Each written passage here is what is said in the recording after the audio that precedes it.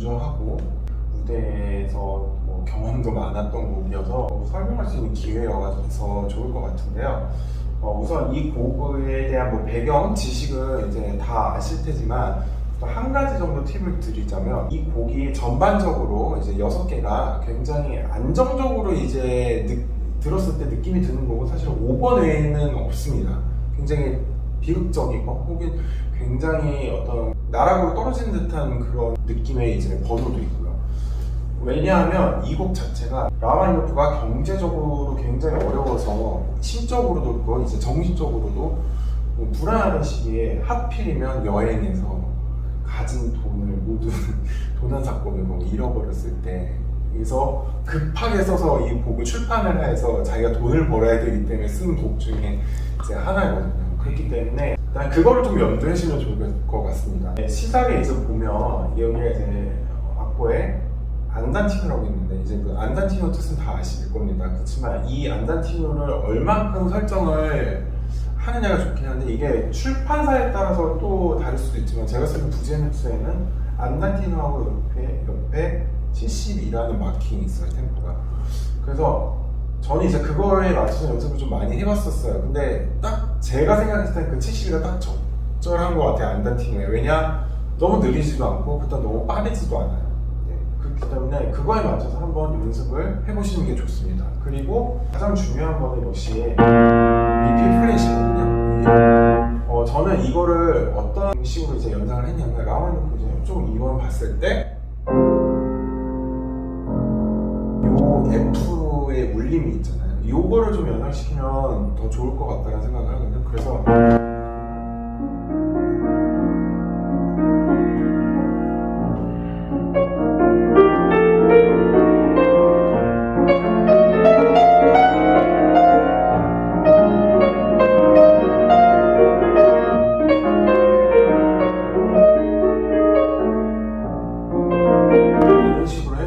왼손 베이스 B 플랫이 가지는 그 중심의 배음 그거를 굉장히 유지시키는 게 중요하고요.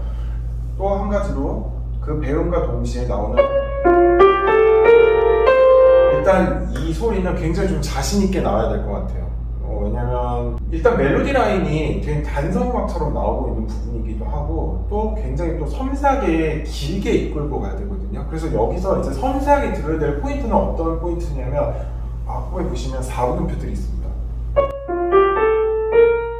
이런 부분,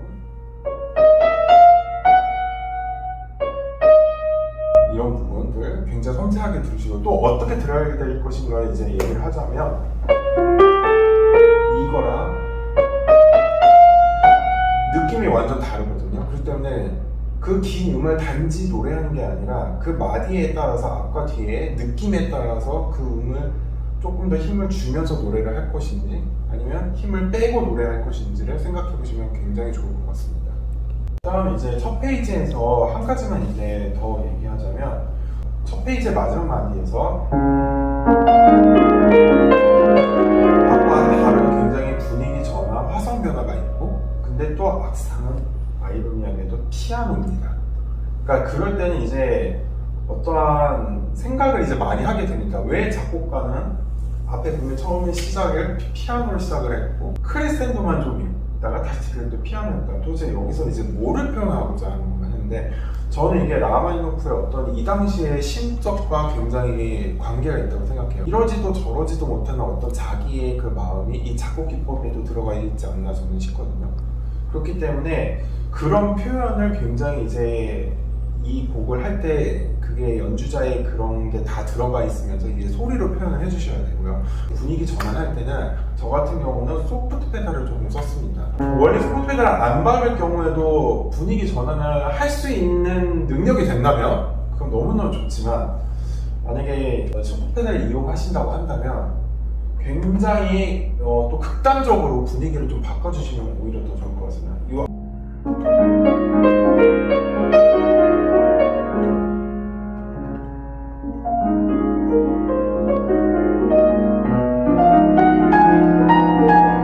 이런 식으로 해서 톤 변화가 이루어지거든요. 그렇기 때문에 소프트 페달을 가능하면 이건 좀 쓰시는 게 더 좋을 것 같습니다. 두 두 번째 페이지에서 이제 설명을 할 거는 두 가지가 있는데요. 바로 이 리타르단도에 관한 표현과 이제 손가락 번호인데, 사실 손가락 번호 같은 경우는 개인들만의 이제 손가락에 편차가 있어서 이제 말씀드리기 좀 조심스러운 게 있지만, 그럼에도 불구하고 제가 손가락 번호에 대해서 말씀을 드리자면, 장소에 따라서 이제 그 피아노가 얼마나 울림이 있는지, 장소에 어떤 또 홀의 어쿠스틱이 있는지 그것까지는 이제 잘 모르지만, 대부분의 이제 경우에는 이런 곡을 칠 때 그런 피아노에서 치게 될 경우는 리허설 없이 치게 됩니다. 그렇기 때문에 이런 곡을 칠 때는 무조건 손가락으로 이 레가토를 할 수 있는 그거를 다 연습을 해주시는 게 좋아요. 그렇기 때문에 손가락 번호를 굉장히 잘 쓰셔야 되고요. 그 다음에 그 손가락 번호를 반드시 이제 처음에 이제 본인한테 맞는 손가락 번호를 쓰고 나 이거 잘 된다 이렇게만 생각해서 끝내신 게 아니라 계속 연습을 해보셔야 돼요. 그래서 그 손가락 번호 또한 자기 자신이 그 몸에서 자연스럽게 어색하지 않게 나올 수 있을 때까지 연습을 하셔야 되고, 여기 이제 리타르단도 디미뉴엔도라는 그 세 번째 마디에 있습니다.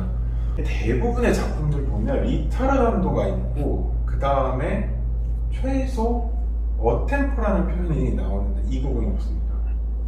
그게 이제 생각을 이제 잘 해야 되는데, 리타르단도를 계속해서 오래 가지고 갈 것인가 아니면 그냥 연주자 임의대로 어템포를 만들어서 이제 갈 것인가, 이거 두 가지인데 그거는 제가 어떤 거라고 이제 정의를 내릴 수는 없지만, 또 가장 중요한 거는 뭐든지 과하지 않는 게 좋다고 저는 생각을 하거든요. 리타르단도까지라고 써져 있지 않고 RIT하고 점이라고 되어 있거든요. 그래서 저는 이런 표기가 있을 때는 예전에 제가 어떤 선생님께서는 조금만 리타르단도를 하라는 뜻으로 알라 이렇게 얘기를 하셨었거든요. 그렇기 때문에 소량의 리타르단도만 좀 해주시면서 이제 계속 진행을 해주시면 좋을 것 같고요. 그 다음에 이제 중요한 게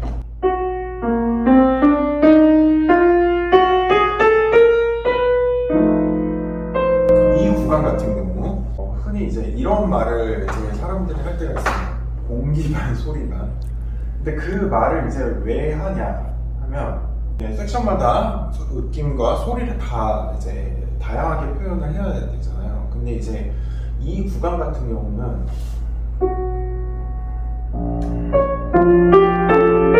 이 세 번째 부분부터 나오는 이 멜로디 라인에 어떤 암시를 하는 듯한 느낌을 여기에서 이제 오른손 단서 음악에서 이제 딱 그거를 알려줘야 될 것 같습니다. 그래서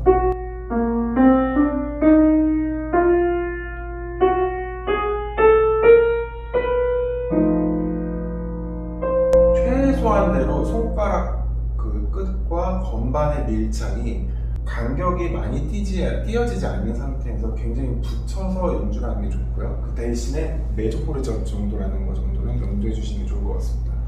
느낌에 대해서 조금 더 얘기를 하자면, 이 공기반 소리반에서 나왔던 여기가 기능이고요. 여기까지 진행한 다음에 좀 힘을 빼시고, 그 다음에 굉장히 정적인 그 느낌을 생각하시면서 소프트 페달을 밟아주시는 게 가장 좋습니다.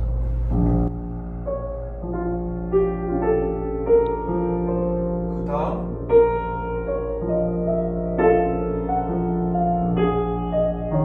이 2분음표의 크로마틱 음들이 중심음이 되면서 그 위에 얹어진 멜로디거든요. 그렇기 때문에 그 음들이 굉장히 정적으로 흘러가는 게 좋고요. 여기는 반드시 너무 이제 밀당하듯이 흘러가지 않는 게 제일 중요한 것 같아요, 제 생각에. 왜냐, 이 이분음표에 대한 그런 무게감이 그만큼 있기 때문에 그거를 굉장히 곱씹으면서 진행한다는 거를 알아주셨으면 좋겠습니다. 또 더군다나 크로마틱 리듬이기 때문에